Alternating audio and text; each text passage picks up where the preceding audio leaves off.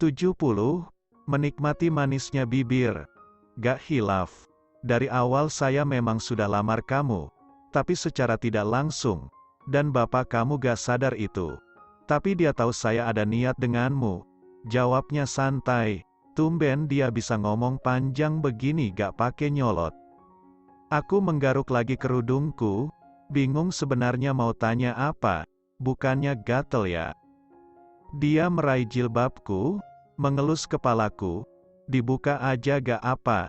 Ia seperti bergumam, tapi aku hiraukan ucapannya itu. Terus, gimana? Kok bisa lamaran tiba-tiba? Gak bawa keluarga lagi? Terus kalau semua keluarganya mas gak setuju gimana? Gak tiba-tiba, karena sudah tak ada hubungan mahasiswa dosen jadi saya lamar. Urusan kamu lanjut S2 nanti kan kita menikahnya saat status kamu bukan mahasiswa saya. Keluarga saya semua ada di Venice dan semua setuju, sangat setuju. Oh gitu, lah terus, dia tiba-tiba aja gitu. Maksudku, kenapa kok aku? Terus Pak, Mas, kenapa saya? Maksudnya, gimana ya? Kenapa kok tiba-tiba saya? Kan ada yang lainnya, banyak. Just because I like you, itu saja. Saya merasa kamu cocok. Ya sudah, kamu, not bad. Ia mengatakannya dengan cara yang menyebalkan, dan seperti meledek, not bad, not bad. Ya deh yang gantengnya kayak Princess Aurora, salah ya. Aku langsung tiduran di bantal dan memunggunginya. Kalaupun dia tidur di sini, akan kupastikan ia tak menyentuhku.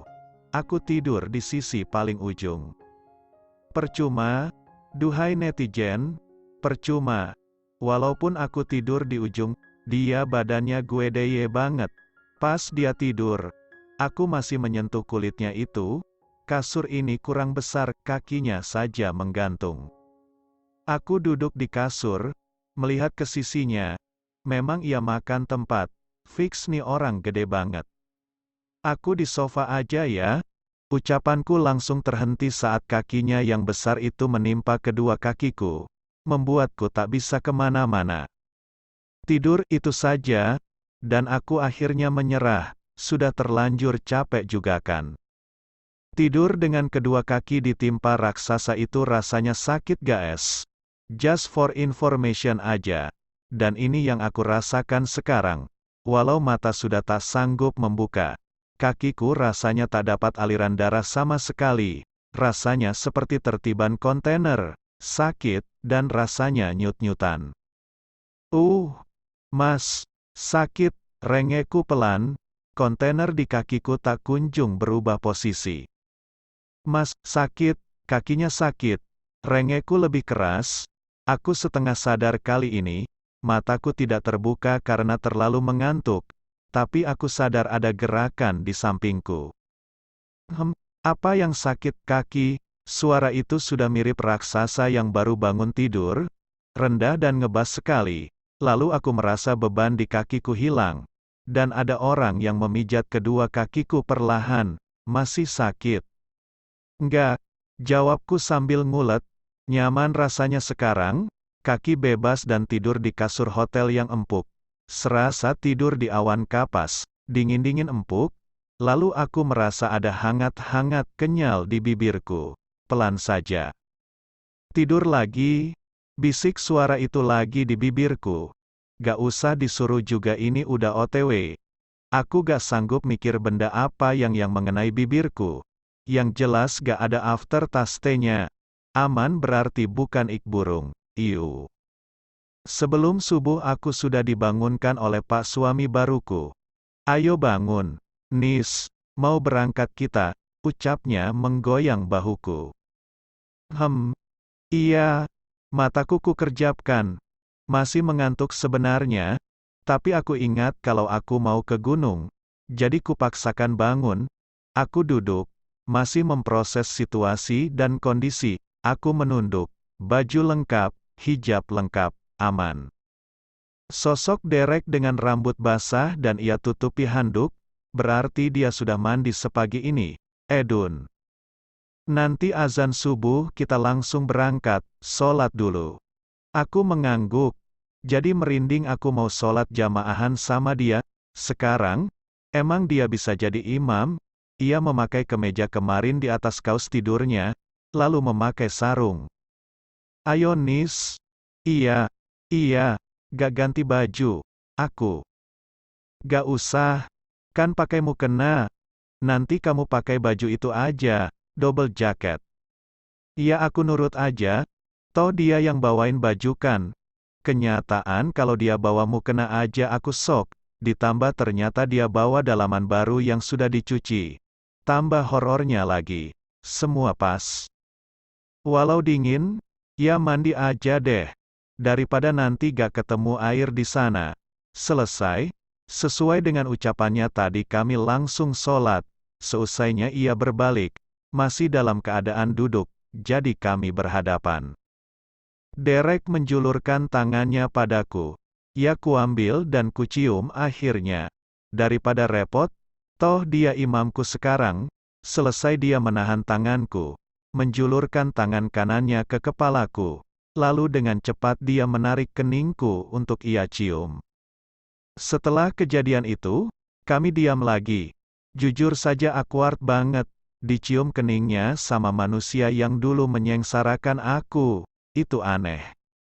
Berangkat lagi dalam keadaan perut kosong, aku kelaparan. Tapi malu mau bilang, untung saja out of the box dia bilang, kalau nanti ada warung buka langsung berhenti, makan. Hehe, aku emang udah kelaparan dari tadi. Seharusnya bilang, jangan nunda lapar, nanti jadi penyakit, coba ambil. Di belakang, di bawah jok mobil, biasanya ada snack bar. Aku sering nyimpen untuk ganjal perut. Gak perlu disuruh 2 kali, aku langsung gerak. Apalagi urusan coklat, aku duduk kembali dengan 2 snack bar rasa coklat, terkikik. Suka deh, makasih, aku suka coklat, ku berikan bungkusan satunya untuk dia. Aku lagi nyetir. Gak bisa, iya, aku bukain, nih, ia tinggal mangap aja. Aku yang masukin makanan ini ke mulutnya. Jadi semi disuapin deh dia. MMH, kita jalan berdua aja gitu. Ada satu porter nanti, dia yang bawa-bawaan kita. Satu lagi yang siapin semua di tempat camp. Jadi kita langsung masuk tenda dan makan sesampainya di sana. Makasih ya, ini mimpi aku banget deh. Jawabku ceria. Bayangin aja. Dari dulu aku kepingin pakai banget naik gunung. Tapi gak pernah ACC bapak. Apa, nikah sama saya? Gak ya, naik gunung. Ia terkekeh, lalu menyeringai, jadi kamu senangnya naik gunung. Bukan karena jadi istri saya. Naik gunung? Hehe, lah, masnya datar, gak berekspresi, diem, mukanya kaku. Model kayak dosen pembimbing yang nyebelin itu. Aku menggodanya. Mau tahu dia kalau disindir begini bagaimana reaksinya? Ini benar-benar berbeda dengan si mantanku itu. Dengannya obrolan mengalir begitu saja. Karena dia juga hobi bicara. Dengan Derek, aku yang harus mancing. Lah, kalau aku juga cuek, ya kita diam-diaman. Siapa yang nyebelin? Tanyanya dengan datar. Matanya fokus ke depan. Kalau dalam posisi ini, berasa banget aku naik mobil dengan manusia besar sekali. Tubuhnya memakan tempat, untung mobil ini bodinya besar juga. Situlah, emang siapa dosen pembimbing aku? Oh, udah gitu doang. Mau nangis rasanya, kaku banget sih jadi orang. Umurnya Mas berapa sih? Kok kaku banget? Kini aku memutuskan untuk nyerocos. At least untuk ini semua berjalan normal. To make this work, bercontoh pada Kayla yang punya suami 11-12 model begini. Jadi aku harus hiperaktif juga. Gak percuma aku berguru sama manusia sompral itu. 36. Dari dulu saya begini. Lagi dia datar-datar saja kalau menjawab. Oh, gitu. Gak mau nanya aku umurnya berapa, udah tahu. Iya, gak asik. Aku diam berpikir mau tanya apa lagi. Kalau begini apa mending aku tidur lagi saja.